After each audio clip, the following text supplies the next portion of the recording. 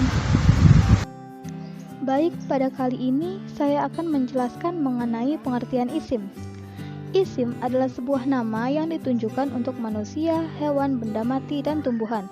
Contohnya seperti burung, Imron, dan Muhammad, dan lain-lain, dan tanpa berkaitan dengan masalah waktu. Menurut para ulama ahli nahwu, isim adalah huwa kalimatin, setiap kata yang menunjukkan ala insan, orang, au hayawani, hewan, au nabati, tumbuhan, dan lain-lain. Nah, dari pengertian tersebut, setidaknya ada 3 poin pokok yang harus kita pahami. Yang pertama, isim merupakan kalimah, karena kalimah itu ada 3, yaitu isim, fi'il, dan huruf. Kedua, isim menunjukkan pada makna tersendiri. Hal ini menjadi pembeda dengan huruf yang tidak memiliki makna tersendiri.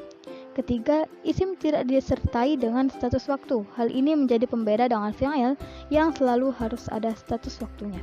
Nah, itulah pengertian isim yang masyhur di kalangan ulama ahli nahwu. Jika kita analogikan dengan tata bahasa Indonesia, isim itu semacam kata benda, meskipun memang tidak sama persis. Nah, selanjutnya adalah ciri-ciri isim. Ciri-ciri isim yang pertama itu adalah berharokat kasroh atau al-khafd. Ahli nahwu berpendapat al-khafd yaitu suatu harokat kasroh yang disebabkan oleh suatu amil atau perbuatan atau yang mewakilinya. Misalnya harokat kasroh pada huruf ro pada kata bakrin. Contoh kalimatnya adalah marartu bi bakrin, yang artinya saya lewat di depan Bakr. Bakr pada contoh di atas adalah nama orang, dan nama orang merupakan bagian dari isim, di mana di akhir dari isim tersebut berharokat kasroh. Selanjutnya berharokat tanwin. Secara bahasa, para ahli nahwu berpendapat bahwa tanwin artinya bersuara. Sedangkan secara istilah, tanwin adalah nun mati yang ada pada akhir sebuah isim yang diucapkan. Akan tetapi tidak ditulis karena dianggap tidak diperlukan, dan cukup diganti dengan cara mengulang harokat pada huruf terakhirnya atau pada penulisannya.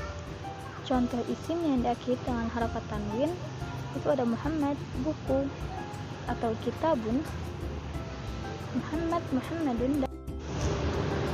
Yang ketiga, diawali dengan kata selipan alif dan lam. Berdasarkan matan disebutkan bahwa dukhulun fi awwalin kalimah. Alif dan lam maksudnya salah satu ciri dari isim adalah pada awal katanya diselipkan alif dan lam. Contoh isim yang diawali dengan alif dan lam seperti al-kitabun yang artinya buku itu.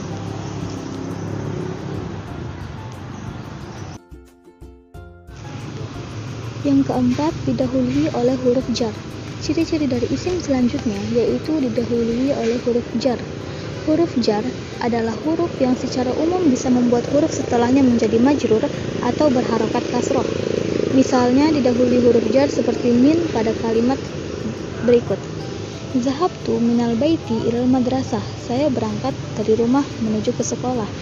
Huruf-huruf jar itu ada banyak. Salah satunya adalah min dari, ila ke, an dari, ala di atas, fi di dalam, rubba banyak atau sedikit, bi dengan, ka seperti li kepunyaan atau milik. Contoh kalimat yang didahului oleh huruf jar adalah wala talbisul haqqa bil batil pada surah Al-Baqarah ayat 42. Baik, adapun contoh isim misalnya kitabun yang artinya buku. Kata kitabun merupakan isim. Hal ini sesuai dengan pengertian yang telah diuraikan. Pertama, kitabun merupakan sebuah kalimat atau sebuah kata. Kedua, kitabun sudah memiliki arti tersendiri yaitu buku. Beda dengan haraf yang belum punya arti apabila belum menempel dengan kalimat lain. Contoh haraf misalnya lam, dan lam belum punya arti dan baru punya arti bila sudah menempel dengan kalimat lain. Bila sudah menempel dengan kalimat lain, baru akan ketahuan apakah artinya untuk, karena, seperti, hendaknya, milik, maka, dan lain-lain.